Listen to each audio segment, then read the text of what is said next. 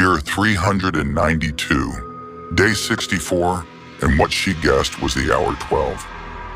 Oh, what she wouldn't give to feel the cool moon-filled breeze on her face again, to feel the shivers of a cold lake in the middle of the night while pulling at the moss from her toes. Yet if she could go back in time, there was nothing about that day she wanted to change. That day, she had not thought about that day in a lifetime. That one single act that had led to this, shackles around her feet and wrists, bruises that never quite healed, the constant sound of dripping, and the centuries-old bread that she never could quite reach. She threw her head back and looked up at the ceiling. The blood of the covenant is thicker than the water of the womb. She immediately looked away from it. It was those lines that always got her trouble. Her mind drifted back to the day again. She was being led towards the town square, being pushed by the viewers for her trial. Different names were being muttered around her. Traitor, liar, blood the traitor, unworthy. She ignored them all and marched forward with her head held high. At one corner, her family was standing. Her mother and father looked at her with sneers on their faces, and if she didn't know better, she would have thought she saw sorrow on her sister's face.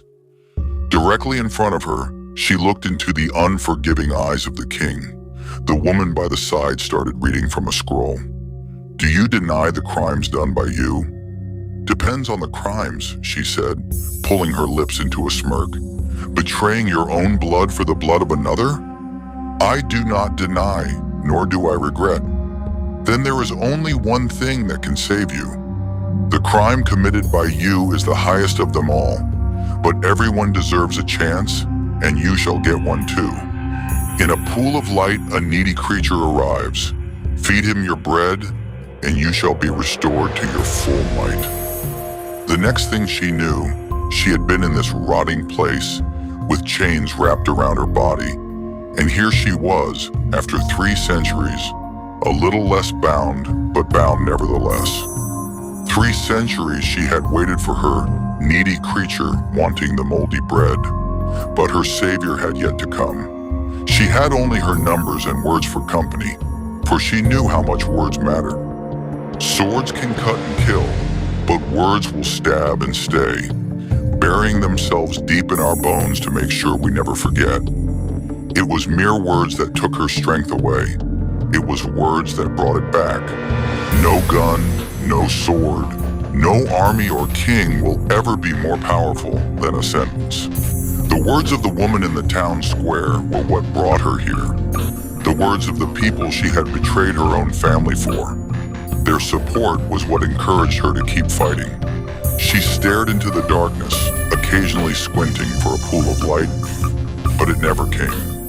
There is a strange kind of freedom in the dark that brought out the inner demon in her. The red sparks at her fingertips had died centuries ago, along with her will to live. But it was the feeling of the cold metal on her wrists, the clanging of the brackets around her ankles, which made her wake up every day. But most of all, it was hope. Hope that the mysterious stranger will come to save the damsel in distress. Or maybe he would come. Look at the monster that darkness had brought out from inside the witch, and flee. God, I hope he does that after he takes the bread away. That thing smell, she muttered her first words in a year. She took in a deep breath and looked at her surroundings once again. She was trapped under a shelf of rock, where the words stared back at her. A few feet to her left was a stone table of sorts, which had the bread on it. Right in front of her, there were a couple of trees. She had no idea how they survived without sunlight or water, but they were there to keep her alive. No, not alive, just to make sure she didn't fade away. You see, she was a witch.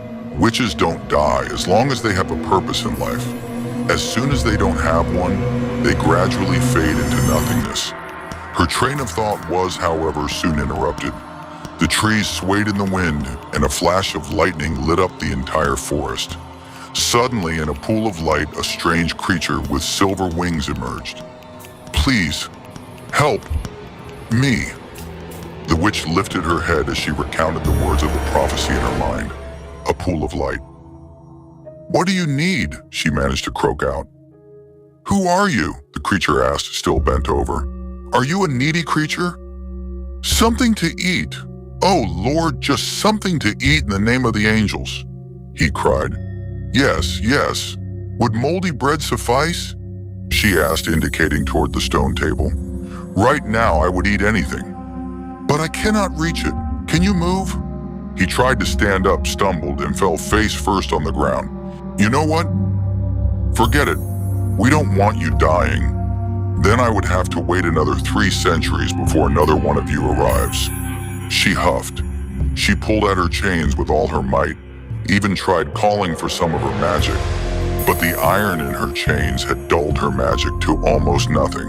She pulled and pulled and pulled, and then finally another 10 brackets came free. She gave a victorious cry and reached toward the bread. She gingerly picked it up and went to the creature.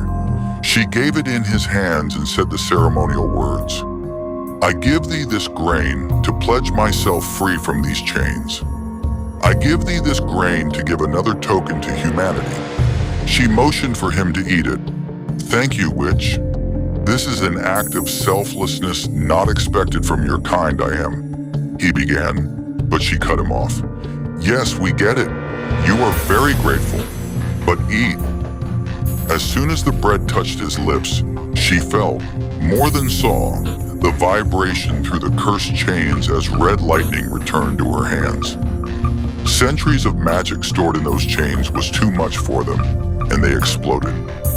She looked at her hands, then at her feet, which were free again.